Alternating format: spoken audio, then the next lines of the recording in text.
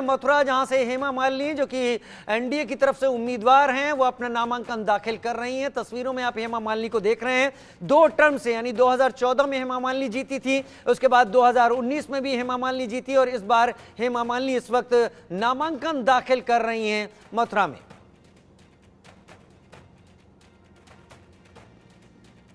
Hat trick लगाने की उम्मीद में हेमा मालिनी अपने कागजात रिटर्निंग ऑफिसर को देती हुई इस बार, और इस सोच के साथ कि इस बार भी जनता का उन्हें समर्थन मिलेगा और वो इस लोकसभा सीट से अपनी हैट्रिक लगा लेंगी।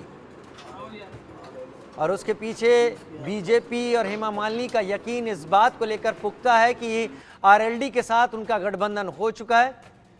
आरएलडी के साथ गठबंधन उनका हो चुका है। आरएलडी यानी जयंत चौधरी की तरफ से भी समर्थन दिया गया है। एक बड़ी तादाद है आरएलडी के सपोर्टर्स की भी बीजेपी की तरफ से, लगातार 2 बार वो जीतती रही हैं। और हेमा मालिनी इसी उम्मीद में उन्होंने अपने कागजात दाखिल किए हैं, इस वक्त नामांकन दाखिल कर दिया है अपने चुनाव के लिए, अपने चुनाव को लेकर। और इसी घटना को, इसी नामांकन दाखिल करने को लेकर एक तरीके से शुरुआत हो गई है। जो बड़े कद्दावर लोग हैं, जो बड़े कद्दावर नेता हैं, जो बीजेपी के कैंडिडेट हैं, क्योंकि उत्तर प्रदेश में बीजेपी लगातार इस बात पर जोर दे रही है कि वो इस बार 75 प्लस यानी 75 पार की बात कर रही है। कुल 80 सीटों में से अगर 75 पार बीजेपी जाती है तो बीजेपी अपने उस टारगेट के नजदीक जाने की बड़ी कोशिश करेगी जो 400 पार के को लेकर वो नारा भी दे रही है। और हेमा मालिनी का नामांकन उन्हीं तस्वीरों की एक तरीके से शुरुआत माना जाएगा। मथुरा लोकसभा सीट से हेमा मालिनी अपना नामांकन दाखिल कर रही हैं।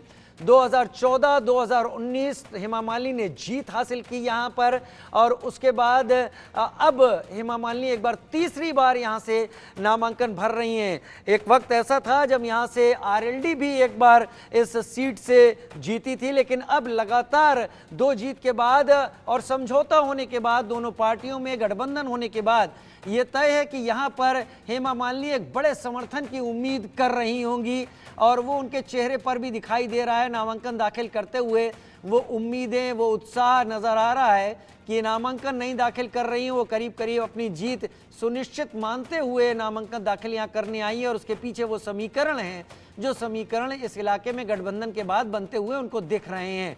तो ये तस्वीरें हेमा मालिनी जो कि वर्तमान सांसद हैं अभी मथुरा लोकसभा सीट से, वो अपना नामांकन दाखिल कर रही हैं इस वक्त। और